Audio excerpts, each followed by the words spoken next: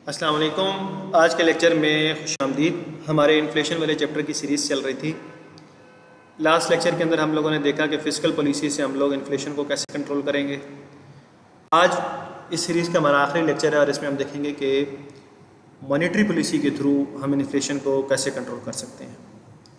तो अगेन जब हम बात करते हैं मॉनेटरी पॉलिसी की, तो मॉनेटरी पॉलिसी भी दो तरह की है। एक है एक्सपेंशनरी मॉनेटरी पॉलिसी और दूसरी है contractionary monetary policy. Expansionary monetary policy में यह है कि मनी सप्लाई को आप बढ़ा रहे होंगे, इंटरेस्ट रेट कम कर रहे होंगे, तो इसको हम कहते हैं एक्सपेंशनरी मॉनेटरी पॉलिसी। दूसरी तरफ है कॉन्ट्रैक्शनरी मॉनेटरी पॉलिसी या टाइटन मॉनेटरी पॉलिसी या tighter monetary policy. Contractionary monetary policy में ये होता है कि आप मनी सप्लाई को कम कर रहे होते हैं या फिर इंटरेस्ट रेट को बढ़ा रहे होते हैं। और मॉनेटरी पॉलिसी को ज़्यादातर by rule central bank control करता है और सेंट्रल बैंक की डिसीजन मेकिंग कर रहा होता है। मॉनेटरी पॉलिसी के बेसिकली तीन मेजर टूल हैं। एक इंटरेस्ट रेट है, दूसरा रिजर्व रिक्वायरमेंट है और तीसरा ओपन मार्केट ऑपरेशन है।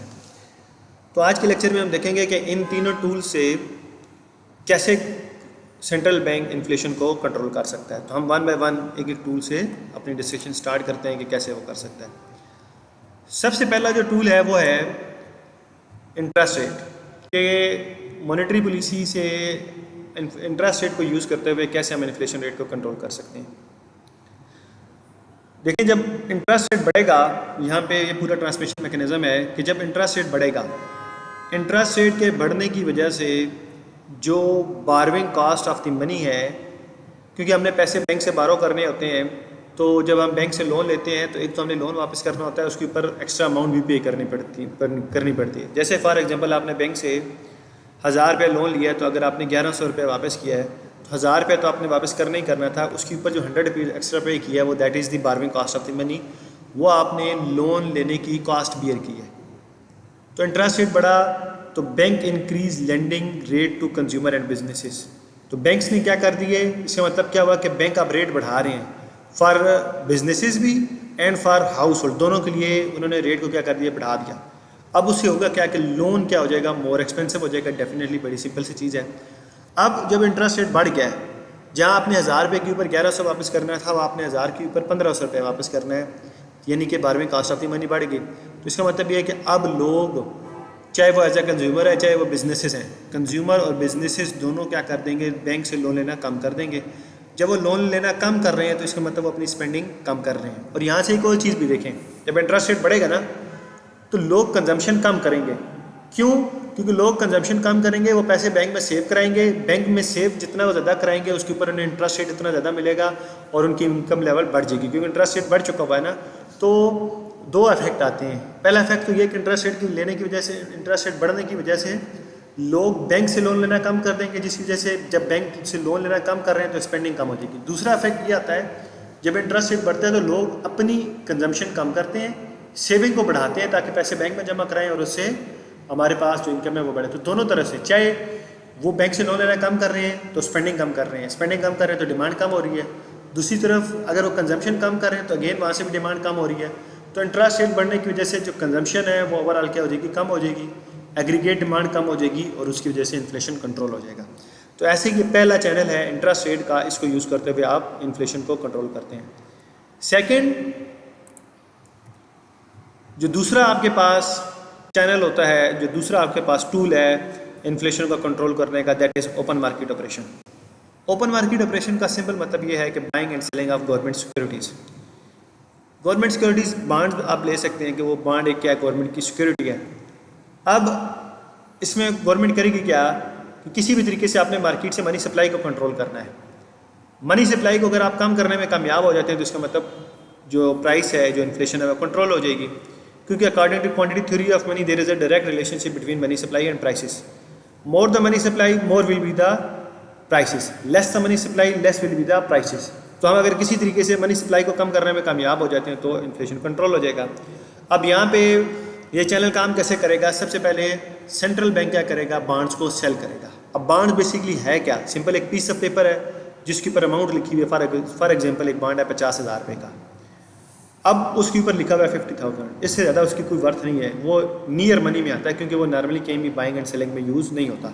तो नॉर्मली लोग बॉन्ड परचेज़ करते हैं सेविंग के प्रोस्पेक्टिव के लिए कि बॉन्ड खरीद लेते हैं, क्योंकि अगर पैसे कैश फॉर्म में हमारे पास पड़े होते हैं तो लग जाते हैं। तो इसलिए कोई पैसे लगे नहीं तो हम क्या करें कि हम बॉन्ड्स परचेज़ कर लेते हैं। तो बॉन्ड परचेज़ कर लिए, सेंट्रल बैंक ने बॉन्ड सेल किए किसको? फाइनेंशियल इंस्टीट्यूशंस को। तो फाइनेंशियल इंस्टीट्यूशन ने सेंट्रल बैंक से वो बॉन्ड बाई किए, देन उन्होंने वो जब बाई किए तो मनी फ्लो करेगी from bank to central bank, क्योंकि बॉन्ड इशू कौन कर रहे हैं? Central bank.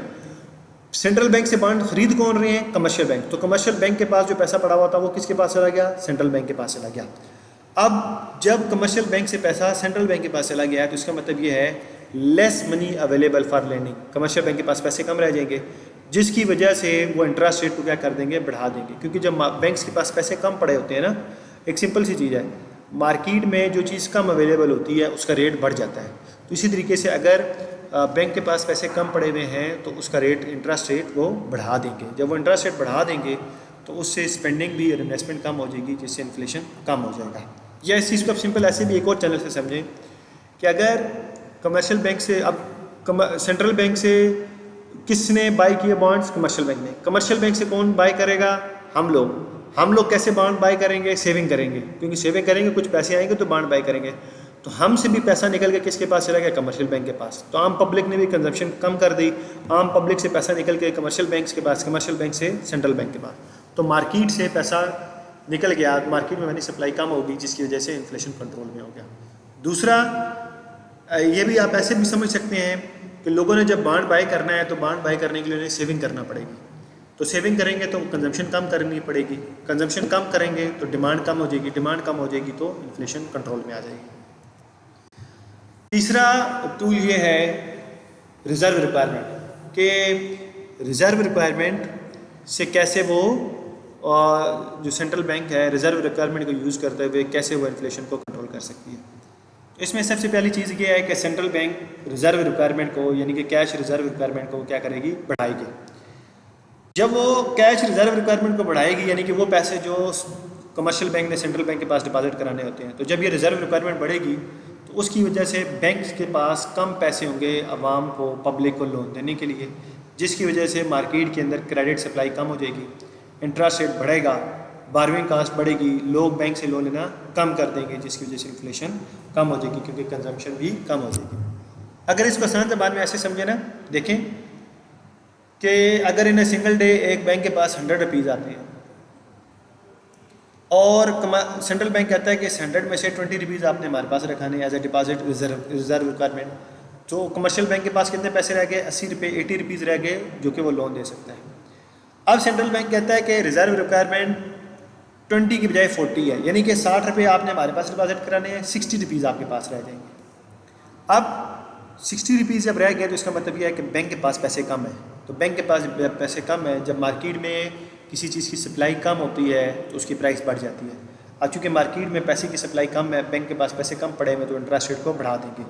जब वो इंटरेस्ट रेट को बढ़ा रहे हैं तो इंटरेस्ट रेट को बढ़ाने की वजह से जो बारहवीं कास्ट ऑफ द मनी है वो बढ़ गई है, तो लोग बैंक से लोन लेना कम कर देंगे। ये देखें यहाँ पे लिखा हुआ है बारहवीं बिकम कॉस्टलियर, बारहवीं कास्ट ऑफ द मनी बढ़ जाएगी। जब बारहवीं लोग बैंक से बारो नहीं कर पा रहे, इसका मतलब ये है कि वो कंजम्पशन भी नहीं कर रहे होंगे, कंजम्पशन भी कम हो जाएगी। और एज आ इन्वेस्टर साइड से सोचें, बिज़नेस साइड से सोचें, तो वो बिज़नेस वाले इन्वेस्टमेंट कम कर रहे होंगे, तो जिसकी वजह से मार्केट में चीज़ों की डिमांड कम हो जाएगी। जब डिमांड कम हो जाएगी तो इन्फ्लेशन कंट्रोल में हो जाएगा। तो इस तरीके से आप मॉनेटरी पॉलिसी को यूज़ करते हुए, तीनों टूल्स को यूज़ करते हुए इन्फ्लेशन को कंट्रोल कर सकते हैं। अब हम इन तीनों का कंबाइंड इफेक्ट चेक कर लेते हैं कि तीनों वर्क कैसे करते हैं। एक ज़रा समराइज है ना, दोबारा रिवीजन हो जाती है। सबसे पहला टूल हमने क्या देखा था? Interest rate. इंटरेस्ट रेट का एक्शन हमने क्या लेना है? इंटरेस्ट रेट को हमने बढ़ाना है।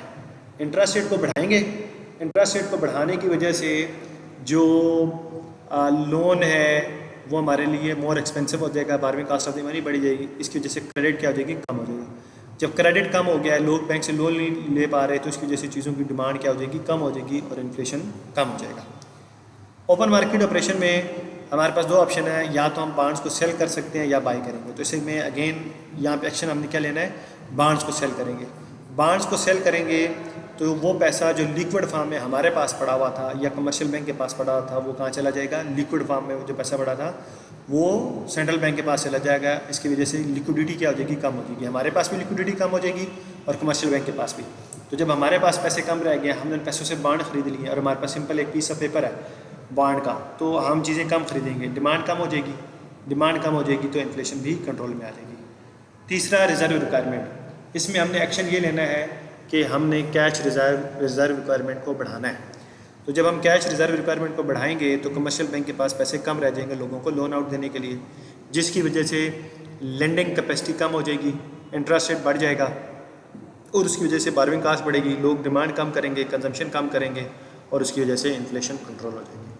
तो ये हमारा इन्फ्लेशन वाले लेक्चर की पूरी सीरीज़ थी। उम्मीद है कि आप लोगों ने कुछ नई चीज़ें सीखी होंगी।